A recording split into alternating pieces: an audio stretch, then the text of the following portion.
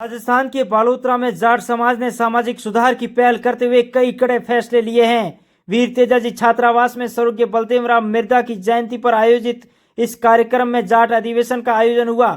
जाट अधिवेशन में सामाजिक सुधारों को लेकर कई अहम फैसले हुए हैं। कार्यक्रम में पूर्व मंत्री हेमाराम चौधरी, पूर्व मंत्री कैलाश चौधरी, सांसद उमेदराम बेनीवाल सहित कई वरिष्ठ नेता और समाज के मुखिया मौजूद रहे। यहाँ पर सर्वसम्मति से समाज सुधार को लेकर कई अहम और कड़े फैसले लिए गए हैं। इन कड़े फैसलों का समाज के हजारों लोगों ने समर्थन किया है। तस्वीरें देखकर आप अंदाजा लगा सकते हैं कि बालोतरा के इस अधिवेशन में बालोतरा जिले के गांव, ढाणी और दूर दराज क्षेत्र से बुजुर्ग, युवा लोग पहुंचे। और यहाँ पर सबसे अहम बात है कि जो सामाजिक कार्यक्रमों के अंतर्गत किसी व्यक्ति की मृत्यु होने पर मृत्यु भोज होता था, उस पर पूर्ण रूप से पाबंदी लगाते हुए पगड़ी रस्म के दिन एक समय का भोजन करने का फैसला लिया गया।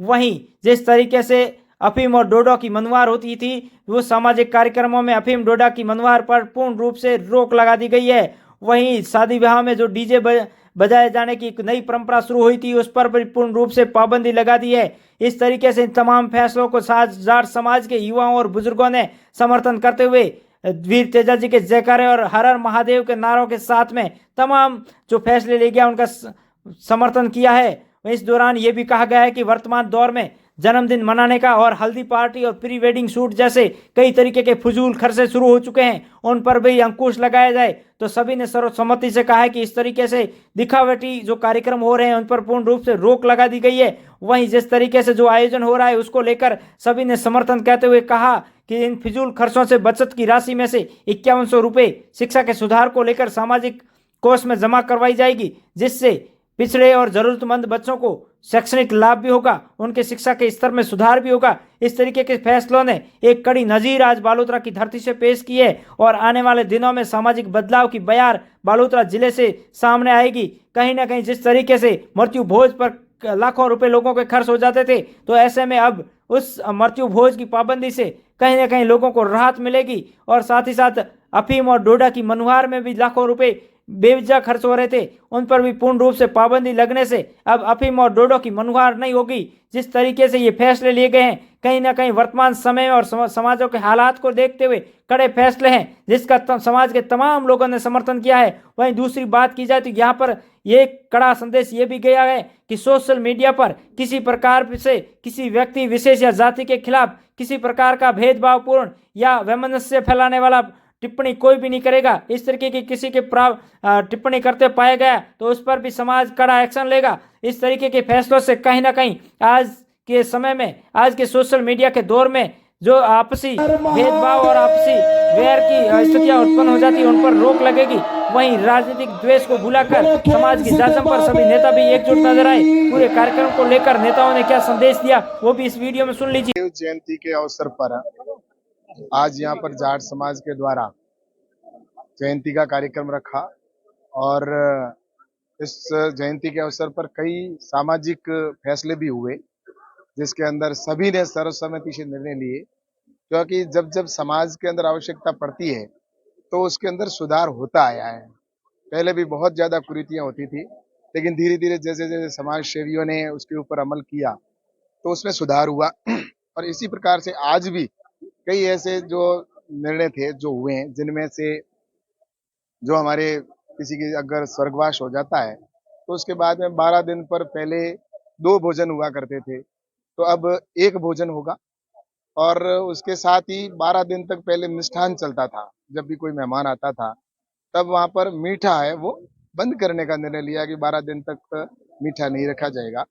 और उसके साथ ही पहले किसी का अगर स्वर्गवास होता था तो उसके बाद में भी लोग बैठने के लिए आया करते थे, लेकिन अब आज सभी समाज ने तय किया है कि जिसको भी उसकी सांत्वना के लिए अगर किसी को बैठने के लिए आना है तो 12 दिन के अंदर आए, और उसके बाद में अगर कोई रह जाता है तो वो फिर अगले त्योहार के ऊपर वो आए।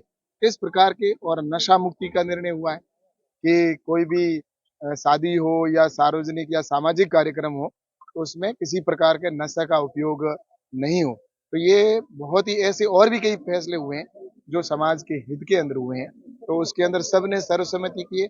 पर ऐसे निर्णय निश्चित रूप से जब होते हैं तो समाज के अंदर हमारे युवाओं को भी एक अवसर मिलता है। युवा जिस प्रकार से आज आगे बढ़ रहा है, हमारा समाज शिक्षा के क्षेत्र में बढ़ा है, तो ये हर समाज के अंदर होता है और दूसरे समाजों से हम कई बार प्रेरणा लेते हैं। तो कुछ चीजें हमारी अच्छी है तो दूसरे समाज के लोग प्रेरणा लेते हैं। तो ये सामाजिक ताना बाना जो हमारा है वो निश्चित रूप से एक अच्छा ताना बाना है, जिसके अंदर हम सभी साथ चलने का भी संकल्प लिया कि हमें सभी 36 कौम के लोग हम मिलजुल कर चलें और ताकि आने वाले समय के अंदर हमारा समाज आगे बढ़े। और क्योंकि किसान कौम का और समाज का हमेशा देश हित में योगदान रहा है, चाहे आपने कृषि के अंदर हुआ हो, चाहे देश के बॉर्डर के ऊपर रक्षा के क्षेत्र में हो, तो किसान का बेटा आज वहां पर बॉर्डर पे भी खड़ा है। तो इस दृष्टि से मुझे लगता है कि ऐसे कार्यक्रम लगातार होते रहे और जो हमारे बलदेव राम जी मिर्धा हैं, हमारे रामदान जी जिन्होंने समाज सुधार के लिए काम किए, तो ऐसे महापुरुषों की जयंती के अवसर पर ऐसे निर्णय होते हैं, जिनमें से आज हमारे ये बहुत महत्वपूर्ण निर्णय हुए और सर्वसम्मति से हुआ, जिसका आने वाले कल में निश्चित रूप से समाज के अंदर ये सुधार देखने को मिलेंगे। तो इसका सबने बहुत अच्छी सराहना की है। महापुरुष बलदेव राम जी की जयंती थी।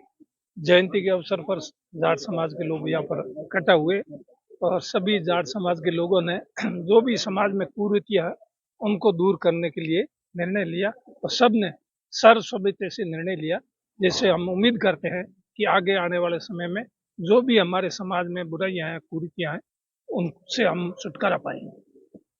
सामाजिक सम्मेलन था, इसमें शिक्षा को लेकर एक नई अलग और पहल की आपने बात कही। किस तरीके से समाज को शिक्षा से जोड़ के आगे? सबसे पहले तो हमारे महापुरुष जो किसानों की मसीहा, जो किसानों की जागृति के लिए हमेशा संघर्षरत रहे, उनकी जयंती पर उन्हें नमन करता हूँ। और साथ ही साथ आज जाट समाज द्वारा यहाँ पर अधिवेशन बुलाया गया, जिसके अंदर बहुत सारे मुद्दों के ऊपर डिस्कशन किया। उसमें अभी नशे के बारे में हो, सामाजिक कुरीतियों के बारे में हो और शिक्षा के बारे में। तो सबसे ज़्यादा फोकस तो सभी का यही था कि एजुकेशन के ऊपर, जैसे बलदेव राम जी मिर्जा ने शिक्षा के क्षेत्र में जो अलख जगाई, जो किसान छात्रावास के माध्यम से किसानों के बच्चों को पढ़ने के लिए प्रेरित किया, तो उसी कड़ी को आगे हम कैसे जारी रखें और कैसे क्या और ज़्यादा बदलाव कर सकते हैं। एक वो ज़माना था जहाँ एजुकेशन के नाम पर कोई पढ़ा हुआ लिखा नहीं था, और आज एक ज़माना है जब अपने ज़िले से आईएएस भी बन रहे हैं, आईपीएस भी बन रहे हैं, इंजीनियर बन रहे हैं, डॉक्टर बन रहे हैं। तो ये उनकी उस दूरगामी सोच का परिणाम है, और उसके ऊपर अभी हम संतुष्ट करके बैठ जाएंगे कि हमने बहुत कुछ कर लिया, तो ये ठीक नहीं है। तो किस प्रकार और ज़्यादा अपन जागृति लेके आएँ और समाज के अंदर जो फिजूल खर्ची के ऊपर अंकुश लगाकर उन पैसों को शिक्षा के ऊपर कैसे खर्च करें। तो सबने यही प्रण लिया यहाँ से कि अपनी अपनी स्कूल के ऊपर ज़्यादा फोकस करेंगे, अपने गाँव की बच्चों की शिक्षा बेहतर कैसे हो सके, उसके लिए सबने संकल्प लिया कि सब अपनी सामर्थ्य के अनुसार इसके अंदर सहयोग करेंगे और शिक्षा के क्षेत्र के अंदर बाड़मेर जिला राजस्थान के अंदर नंबर 1 कैसे बने, बाड़मेर जैसलमेर जिला आगे कैसे बढ़े, इसके लिए सार्थक डिस्कशन हुआ और लगभग सबकी सहमति बनी। और मुझे आशा ही नहीं बल्कि पूर्ण उम्मीद है कि इस जो भी आज निर्णय लिए वो पूर्ण रूप से लोग अपना समझकर लागू करेंगे।